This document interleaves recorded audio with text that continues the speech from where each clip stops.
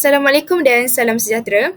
Saya Kaisar Khaira binti Fauzi dari Unit Bahasa Melayu 2. Hari ini saya akan membentangkan tugasan kedua iaitu projek digital bahagian B.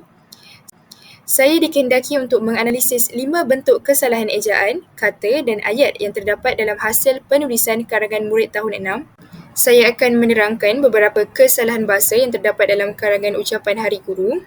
Teks ucapan yang asal adalah seperti berikut. Terima kasih kepada pengerusi majlis yang berusaha Tuan Guru Besar, guru-guru penolong kanan, guru-guru dan rakan sekalian, selamat sejahtera saya ucapkan. Pertama sekali, dari segi kesalahan kata, terdapat penggunaan kata ganti diri yang berulang iaitu saya. Dalam penulisan formal seperti ini, penggunaan kata ganti diri saya yang berulang tidak sesuai dan perlu diubah menjadi hanya saya sahaja.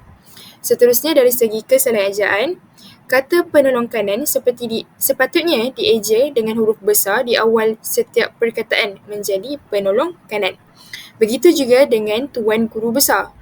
Ini kerana kedua-duanya merupakan gelaran rasmi, jadi penggunaan huruf besar di awal kata adalah penting. Selain itu, terima kasih perlu dieja dengan huruf besar di awal perkataan kerana berada di awal ayat. Seterusnya, perenggan kedua. Dalam teks ini terdapat beberapa kesalahan dalam penggunaan kata. Contohnya, kata megengan sepatutnya ditulis sebagai menghargai untuk menyampaikan maksud yang lebih jelas. Kata panda adalah salah ejaan dan sepatutnya ditulis sebagai pandai.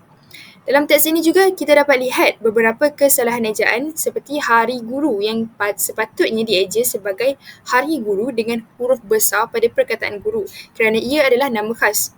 Selain itu, dalam penggunaan tanda baca, ayat-ayat yang tidak mempunyai tanda baca yang sesuai seperti koma atau titik.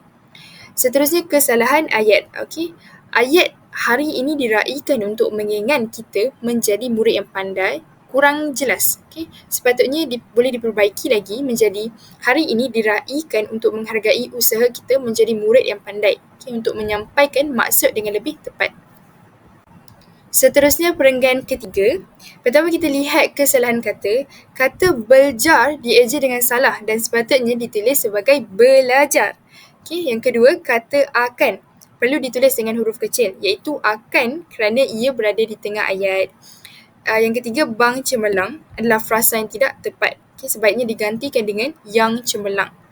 Dan juga terdapat penggunaan kata ganti nama dan gelaran yang kurang sesuai. Anak-anak muridnya boleh digantikan dengan murid-muridnya sahaja untuk lebih ringkas. Seterusnya kita lihat kesalahan ayat. Struktur ayat di sini terlalu panjang dan tidak mempunyai tanda baca yang sesuai. Jadi kita akan pecahkan beberapa bahagian supaya lebih pendek. Contoh pembetulan, belajar dengan bersungguh-sungguh. Kami tahu bahawa guru akan berasa gembira apabila murid-muridnya mendapat keputusan yang cemerlang. Seterusnya, perenggan keempat. Pertama sekali kita lihat kesalahan ejaan. Kata memaafkan dieja salah sebagai memafaafkan. Kedua, kata anak perlu ditulis dengan huruf kecil iaitu anak kerana ia berada di tengah ayat dan bukan sebagai permulaan nama khas. Terdapat juga kesalahan dalam penulisan kadang-kadang yang sepatutnya dieja sebagai kadang-kadang dengan tanda sempang. Dan seterusnya kita lihat kesalahan ayat. Struktur ayat terlalu panjang dan kurang jelas kerana tiada pemisahan antara idea-idea. Jadi kita akan pecahkan kepada beberapa ayat pendek. Contoh pembetulan, hadirin yang dikasihi, mungkin kami ada melakukan kesilapan selama ini. Oleh itu, kami berharap agar cikgu dapat memaafkan kami. Maklumlah, kami bagaikan anak kecil yang kadang-kadang tersilap bila bicara dan langkah. Seterusnya, perenggan terakhir. Pertama sekali kita akan lihat dari segi kesalahan kata. Terdapat beberapa kata yang tidak ditulis dengan huruf kecil di awal perkataan seperti berjanji, menjadi dan anak. Semua perkataan ini perlu dimulakan dengan huruf kecil untuk konsistensi. Yang kedua, kata baik-baik sepatutnya hanya ditulis sebagai baik. Tiada keperluan untuk pengulangan kata dalam konteks ni. Dan perkataan pengetahuan yang digunakan adalah salah ejaan. Ejaan yang betul ialah pengetahuan. Selain itu, terdapat kesalahan pada perkataan ajar. Sepatutnya ditulis sebagai ajar. Kita akan lihat dari segi kesalahan ayat. Struktur ayat yang terlalu panjang dan tidak mempunyai tanda baca yang sesuai. Jadi, contoh pembetulan, kami berjanji akan menjadi anak murid yang baik. Apabila dewasa nanti kami ingin menjadi rakyat yang berguna, segala ilmu pengetahuan yang guru ajar tidak akan kami lupakan. Ini merupakan cadangan pembetulan untuk keseluruhan karangan dan ini merupakan rujukan